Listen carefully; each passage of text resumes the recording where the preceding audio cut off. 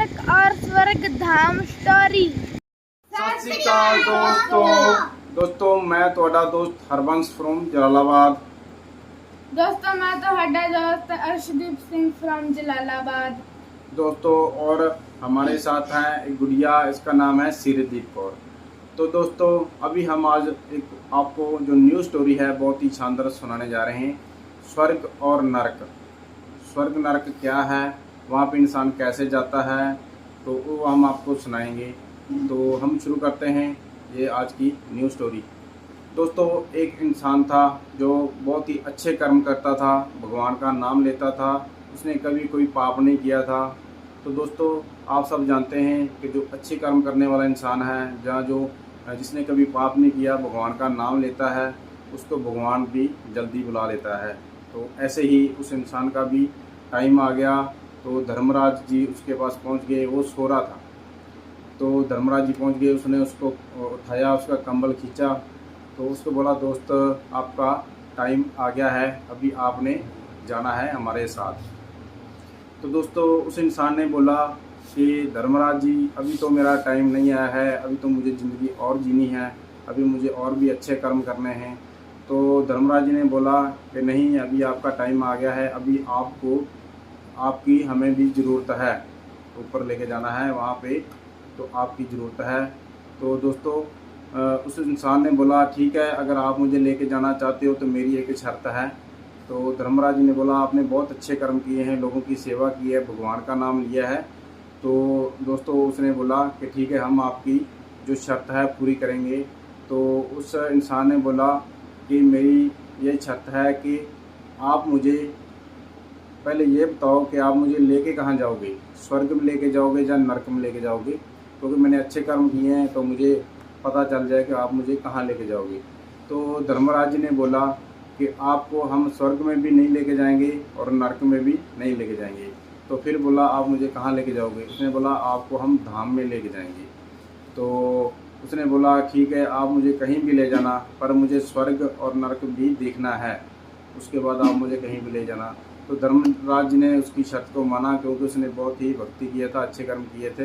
तो धर्मराज जी ने बोला ठीक है, हम आपको पहले नरक में लेके जाएंगे, उसके बाद स्वर्ग दिखाएंगे, उसके बाद हम आपको धाम में लेके जाएंगे। तो ऐसे दोस्तों उसको नरक में जाना शुरू हो गया। तो धर्मराज जी ने बोला चलो, दोनों नरक में चले गए। तो नरक में क्या था, देखा धर्मराज उस इंसान ने देखा कि वहाँ पे जो नरक में बहुत ही दुनिया तड़फ रही है, लोग बहुत भूखे प्यासे मर रहे हैं, वहाँ पे तड़फ रहे हैं, उनको कोई रोटी नहीं है, भूख से तड़फ रहे हैं। तो उसने एक इंसान से पूछा कि आप इतने भूखे क्यों हो, आप खाना नहीं मिलता यहाँ पे। तो दोस्तों पता नहीं, हमें खाना नहीं मिलता है, यहाँ पे कुछ भी नहीं है, हम तो भूख के मारे हुए तड़फ रहे हैं। तो उसने देखा कि एक बहुत ही बड़ी एक विशाल जो है वहाँ पे जो खीर का जो एक बहुत ही बड़ा जो है पड़ा हुआ था।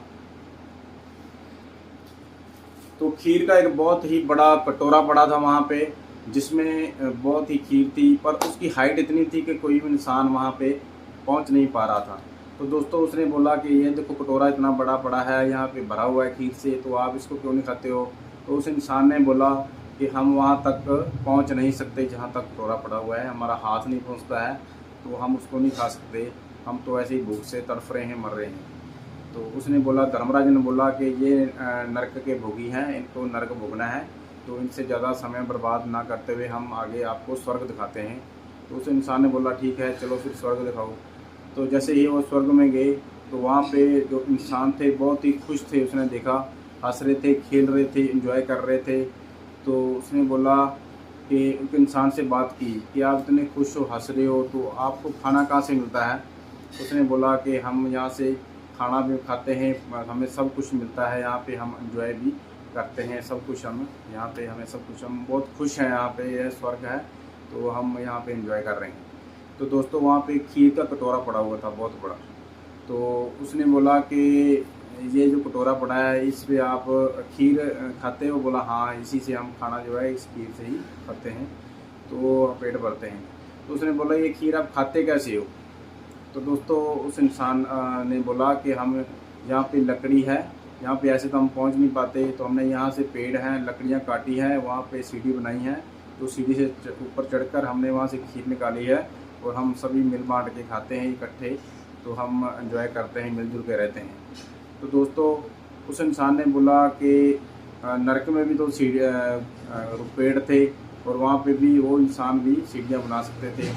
दोस्तों इसीलिए उसने बोला कि वो जो इंसान है, वो धर्मराज जी ने बोला कि वहाँ पे जो इंसान है वो बहुत ही आलसी हैं, वो एक दूसरे की बात नहीं मानते हैं, वो भी सीढ़ी बना के खीर खा सकते हैं, वो भी उस नरक को स्वर्ग बना सकते हैं, पर क्यों नहीं बना रहे? क्योंकि वो एक दूसरे की बात नहीं मानते हैं और वहाँ पे पेड़ है, वो उसको काट के सीढ़ी नहीं बना सकते, इसलिए वो नरक भोग रहे हैं।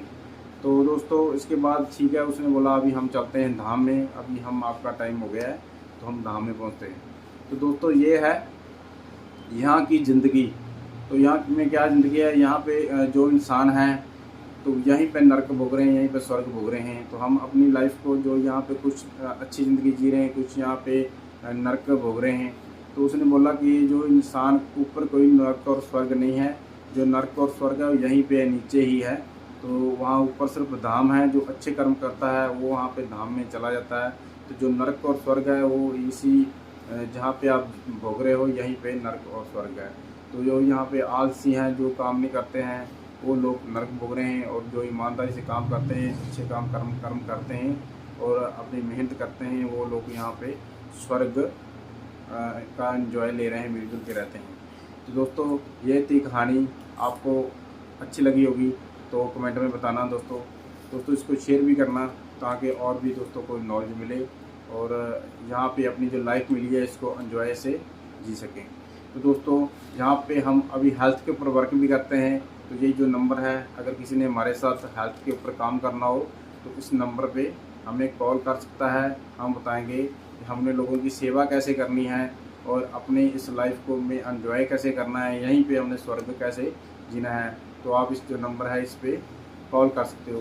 तो दोस्तों थैंक यू, बहुत बहुत धन्यवाद, आपने इस जो स्टोरी को सुना है। तो नेक्स्ट स्टोरी भी हम बहुत ही जल्दी लाएंगे आपको सुनाने के लिए। तो बहुत बहुत धन्यवाद। Thank you.